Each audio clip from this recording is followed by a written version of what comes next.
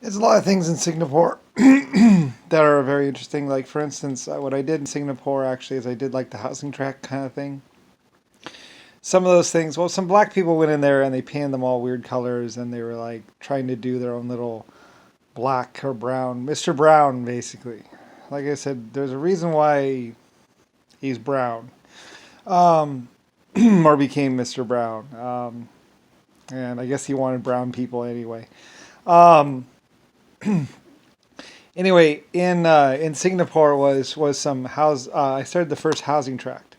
Like I said, LS manufacturing could do different kind of colors. I was very big on colors, so I did some a housing block of concrete buildings, and they put some nice pretty tile on it and stuff like that. And I built like a housing block.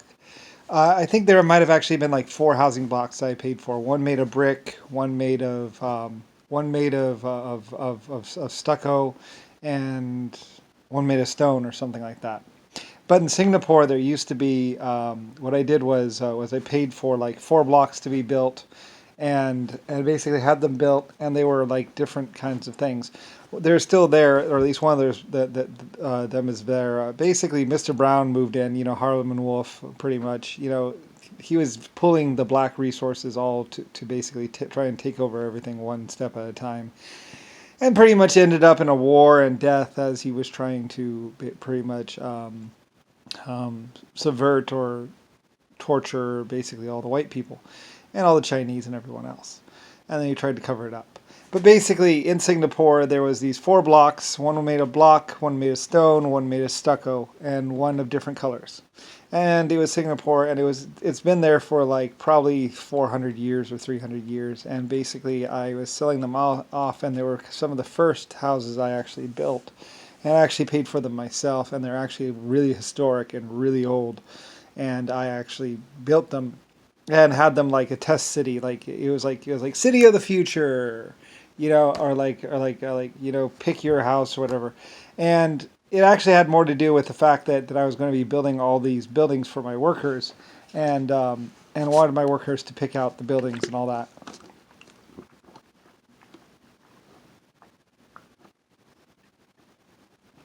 There are different spots around the world that I would do things like.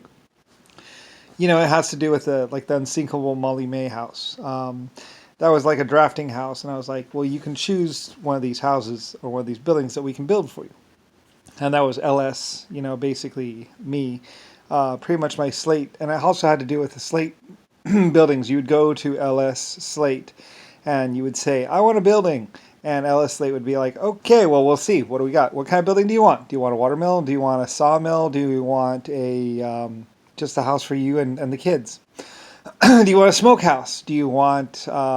They would say, well, what do you want? And these are basically British and Germans and also some Chinese. And you would pick out your building. That one. And I'd be like, okay. And where would you like to put this building? And and basically, my people would go out and they would build you a building, pretty much. And you would supply the metal or your money or whatever, food or something like that. But mostly, we just did it for ourselves because I was producing ships and other things like in Singapore and other places like that. Singapore is one of my cities. I started to build there and built a couple things, and it did really well because people were like, oh, "We want to live in the buildings," and so I was like, "Okay, well, you're gonna have to build the buildings yourself." And they're like, "Okay," and so they started working and they pulled together. And for a while there, Singapore was just basically a trash heap, a huge trash heap. It was a sex and lust and drugs and trash heap. It was known as the world's worst place ever, with trash everywhere, and basically, you could die around every corner, and pretty much it was bad. It was really bad. It's so horribly bad, and we went in there with armies and stuff and cleaned it up.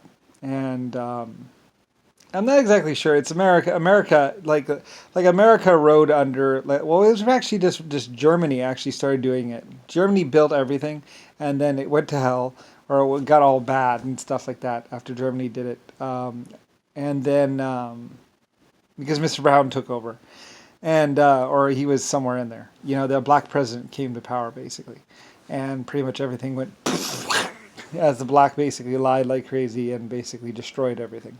and just ran around, run amok, and had sex with everyone, and raped everyone, and killed a lot.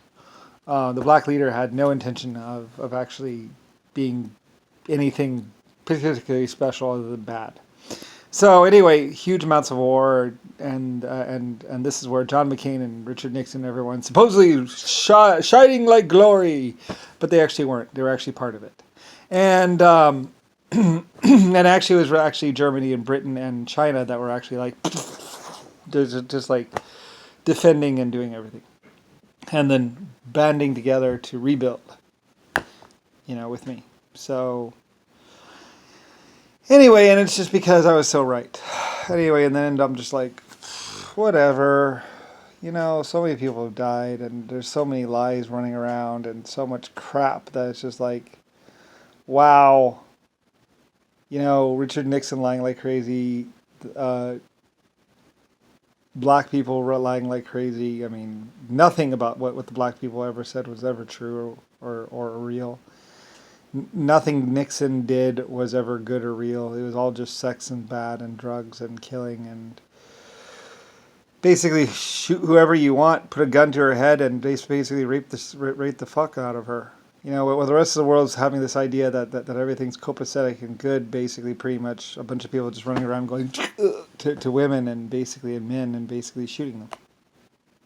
And it didn't have to be that way, but they wanted to go and take over the world behind my back. And basically they did, kind of. They basically tortured and abused a lot of people and said they owned things and basically had guns and basically killed children and women and raped everyone. And pretty much it was a couple hundred years of basically the worst atmosphere ever. Until finally I mentioned who I was and everything else like that, and there was money and I was real, and we fought for independence and basically cleaned everything up. And mostly it was just a lot of work, and a lot of planning, and a lot of people pulling together to do something real. And even then, Richard Nixon and the black people and a bunch of other people were going, "It's us, yes. Yes, we did it. We fixed it." And it's basically they were actually the ones killing everyone, and they just happened to live long enough. Like I say, if there's ever a black leader again, just shoot him in the head. Probably. They were bad.